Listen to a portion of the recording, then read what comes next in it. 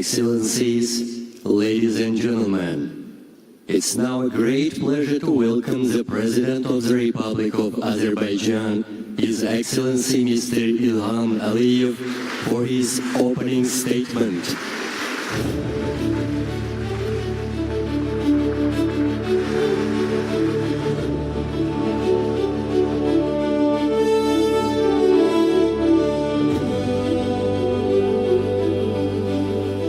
Excellencies, ladies and gentlemen, dear guests, first of all, I'd like to welcome all the participants of the World Urban Forum in Baku and wish the forum success. We have probably the record number of registered participants. This morning I got information that we have more than 45,000 registered participants from 182 countries. So this is the second biggest international event ever held in Azerbaijan after COP29, which was held 1.5 years ago. And I hope that the outcome of the Move 13 will be as successful as COP29. I think that during these days in Baku, many of our guests who visited us for the first time will have opportunity to know our country, our city better, and to see with their own eyes what is being done in Azerbaijan with respect to urban development. Azerbaijan is situated between Europe and Asia, and always was and is the place where East meets West. And this also is reflected in our country's architecture. So if you walk inside the ancient walls of the old city of Baku and just cross the street, you will find yourself in absolutely modern surroundings of Baku Boulevard, which used to be free and now is more than 15 kilometers of the seaside promenade area. And next to that are the buildings of 19th century, which were designed and built by European architects.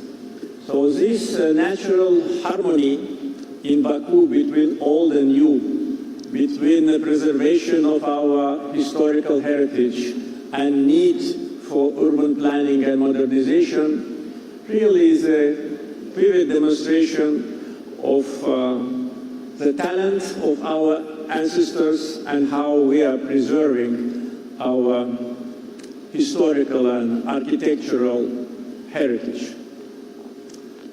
Urban planning, not only for Baku but for many cities of Azerbaijan, is something which we are working on a daily basis. This year, by my decree, was declared the year of urban planning. I'd like to express gratitude to UN Habitat for their support in organization of this event, for cooperation, and for entrusting us with this very responsible duty to be a host of Move 13. Since 2022, we, together with UN Habitat, held 3 national urban fora in Azerbaijan, in Agdam, Zengilan, and Khankandi, the cities which were under occupation for many years. And today, organizing the global gathering, we once again demonstrate our strong commitment to urban planning, urban development, to our agenda to make life of the people better and to provide our population with all necessary means in order to feel themselves comfortably. Not only Baku, but many of Azerbaijani ancient cities can be proud of their architecture. I will name just some of them. Shamakhi, once the capital of the state of Shirvanshah, the birthplace of the great Azerbaijani poet of 14th century Nasimi, has one of the oldest mosques in the world, which was built in 743. Nakhchivan, once the capital of the state of Atabeks, the birthplace of the great Azerbaijani architect Ajami Nakhchivani, has the monument built by him, which is called Mamina Khatun Mausoleum, dated 12th century.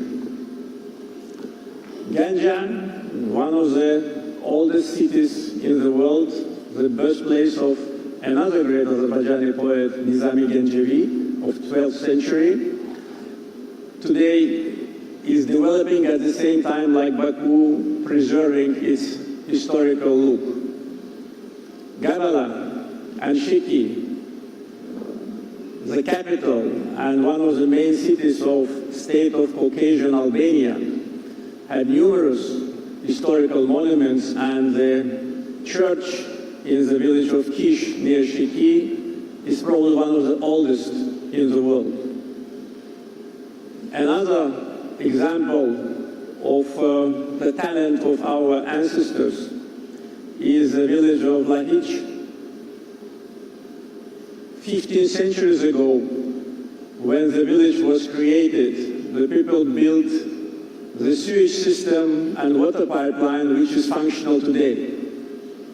The crown of Karabakh, Shushan, which was under occupation for almost 30 years, now is being reconstructed from almost scratch, and its damaged fortress has been restored.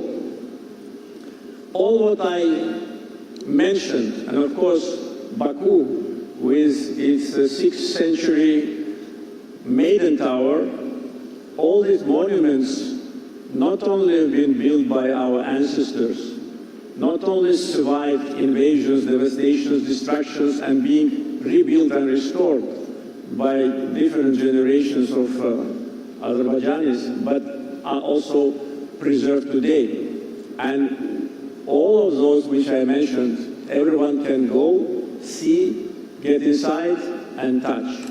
And I think this is the best indication of our attitude to our historical heritage, to our legacy. We are proud of it, proud of our Asian history, which is reflected not only in our music, poems, but also in architecture. And our duty is to preserve it for the next generations, and the next generation will do the same, I'm sure. And today, with all understanding about the necessity of urban development, especially in the capital cities, we must be brave and cautious. I sometimes compare it with a Formula One race in Baku, which, by the way, is one of the few races which is a city circuit. So the speed on the main speedy street is more than 300 kilometers per hour, and then the pilots have to push the brake and squeeze their bullets into a street with a 7 meters width, just 1 meter next to the ancient. Juste à 1 mètre des anciennes murales, donc ils doivent être audacieux, mais en même temps extrêmement prudents en tant que leaders, ceux qui font les décisions, ceux qui ont un agenda de développement. Nous devons être audacieux dans nos projets de développement,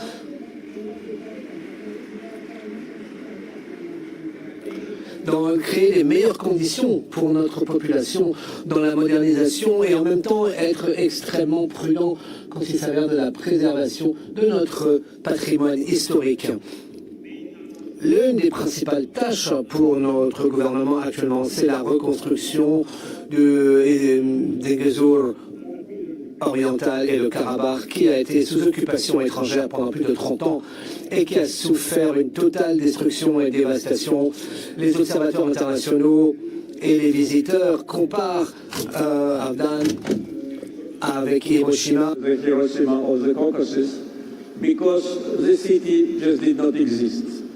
They were totally level to ground, and unlike Hiroshima, it was done not in one day as a result of atomic bomb, but it was done during 30 years of occupation when the buildings, historical buildings, and public buildings and houses were just dismantled, completely destroyed. So now the program of big return is being implemented, and the master plans for cities and villages are prepared. I can, of course, bring a lot of figures, but we'll only bring two. The length of the tunnels which we are building now in 5 years. 70 kilometers have already been built, 5 more to be built, 435 bridges have been built out of 500. So this was done along with power stations, along with water supply, water storages, houses, schools, hospitals, free international airports, railroads, and this was done only in 5 years. And this is how the owners of the land,